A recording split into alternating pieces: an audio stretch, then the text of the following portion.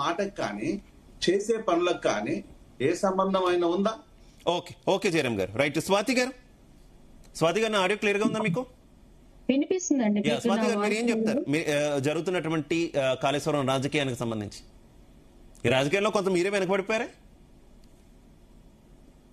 ఇప్పుడు రాజకీయం అంటే అక్కడ ఫస్ట్ వీళ్ళు ఆలోచించాల్సింది రైతుల గురించి రెండు పార్టీలు ఆలోచించింది లేదు. యాక్చువల్ గా ఈ ప్రాజెక్ట్ కి ఇంతకు ముందు ప్రాణహిత అని పేరు పెట్టడం జరిగింది. తుమ్మిడిహట్టి దగ్గర కట్టాల్సినటువంటి డ్యామ్ ని మళ్ళీ వీళ్ళు ఎక్కడికి షిఫ్ట్ చేశారు? మేడిగడ్డకి షిఫ్ట్ చేశారు. ఇక్కడ ఫస్ట్ మనం బీఆర్ఎస్ గవర్నమెంట్ ని తీసుకుందామండి. ఈ ప్రాజెక్ట్ కి సంబంధించినటువంటి డిపిఆర్ క్లియరెన్స్ కూడా మనకి వాటర్ బోర్డ్ నుంచి రాలేదు. సిడబ్ల్యూసి నుంచి వీళ్ళు క్లియరెన్స్ రిపోర్ట్ ని తీసుకోకుండా, అక్కడ సాయిల్ ని టెస్ట్ చేయకుండా, దానికి సంబంధించినటువంటి మంచి చెడులను ఏమీ ఆలోచించకుండా వీళ్ళు ఇష్టం వచ్చినట్టు రూల్స్ అండ్ రెగ్యులేషన్స్ ని దాటి వీళ్ళు మేడిగడ్డ వరకు తీసుకెళ్లారు.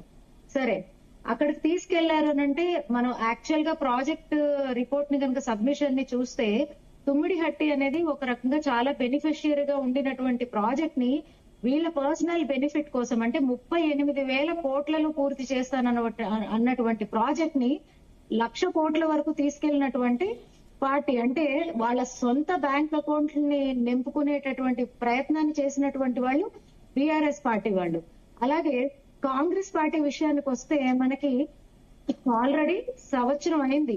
మనకి నేషనల్ ఎన్డీఎస్ఏ రిపోర్టు మనకి సంవత్సరం క్రితమే సబ్మిషన్ చేయడం జరిగింది.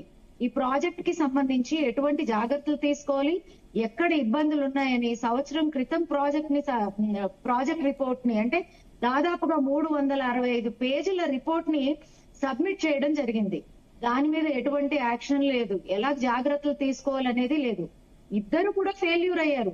ఈవేళ తెలంగాణలో రైతులు ఇబ్బంది పడుతున్నారు, పంట పండేటటువంటి పరిస్థితి లేదు అంటే కారణము ఇద్దరు రోడ్డు మీద ఈ షో డ్రామా ఉంటుంది చూడండి, ఏ పని చేయలేక, ఏ ఆలోచనలు లేక. స్వాతి గారు, ఎన్నికలకు ముందుకి ఇప్పటి వరకు కూడా, ఎన్నికల ముందు నుంచి ఇప్పటి వరకు కూడా మీరు అవే ఆరోపణలు చేస్తున్నారు. కాళేశ్వరానికి సంబంధించి 1,00,000 కోట్లు అంటున్నారు, ఇవన్నీ అంటున్నారు. కానీ ఎందుకు కేంద్ర ప్రభుత్వం ఇన్వాల్వ్ అవ్వట్లేదు?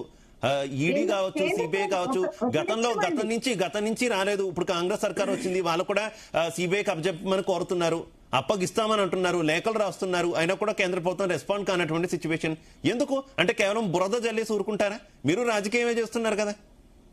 ఒక నిమిషం, ఇక్కడ రాజకీయం బీజేపీ చేస్తుందని ఎలా చెప్తారు మీరు?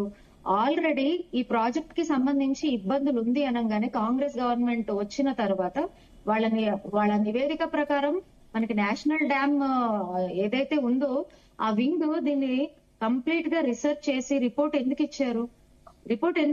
నేను కేవలం నేను అవినీతి ఆరోపణ మీద అడుగుతున్నా. మీరు చేస్తున్నటువంటి అవినీతి ఆరోపణ మీద అడుగుతున్నా. మీరు చేస్తున్నటువంటి ఆరోపణకు సంబంధించి మీరు ఏ రకమైనటువంటి చర్యలు తీసుకున్నారు?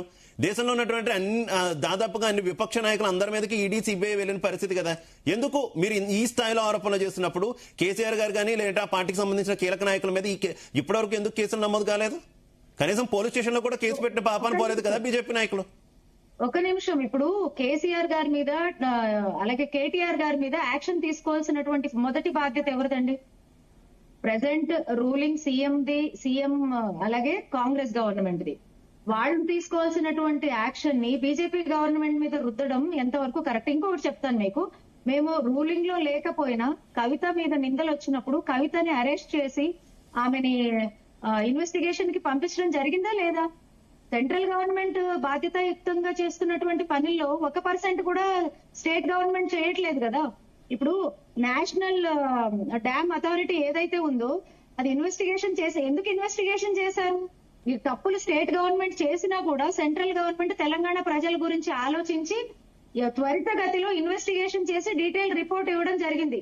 అరే నెక్స్ట్ వచ్చే సీజన్ కన్నా రైతులు బాధపడకూడదు, దానికి సంబంధించినటువంటి రెక్టిఫికేషన్స్ చేయాలి, దాన్ని అయినంత త్వరగా చేయాలనే ఉద్దేశంతోనే డీటెయిల్ రిపోర్ట్ అందజేయడం జరిగింది స్టేట్ గవర్నమెంట్ కి. మరి వీళ్ళు ఏం చేస్తున్నారు? వీళ్ళు బాధ్యతాయుక్తంగా ఉండాల్సింది స్టేట్ గవర్నమెంట్ కదా, చీఫ్ మినిస్టర్ కదా, ఇరిగేషన్ డిపార్ట్మెంట్ కదా. అవకాశం ఇస్తా దత్తాత్రేయ గారు, ఒక నిమిషం. అలాగే కాంగ్రెస్ గవర్నమెంట్ ఏదో ఒకటి, ఇప్పుడు బీఆర్ఎస్ గవర్నమెంట్ చేసినటువంటి తప్పుల్ని ఒక అద్దంలాగా పెట్టుకొని రైతులకు చేయాల్సినటువంటి బాధ్యతల్లో వెనకడుగు వేయడం తప్పితే ఏమి చేయట్లేదు వాళ్ళు.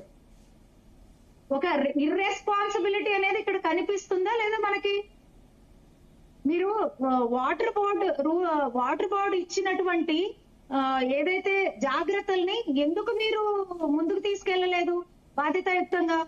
ఎందుకు మీరు అక్కడ తుమ్మిడిహట్టి నుంచి మేడిగడ్డ వరకు తీసుకెళ్లారు?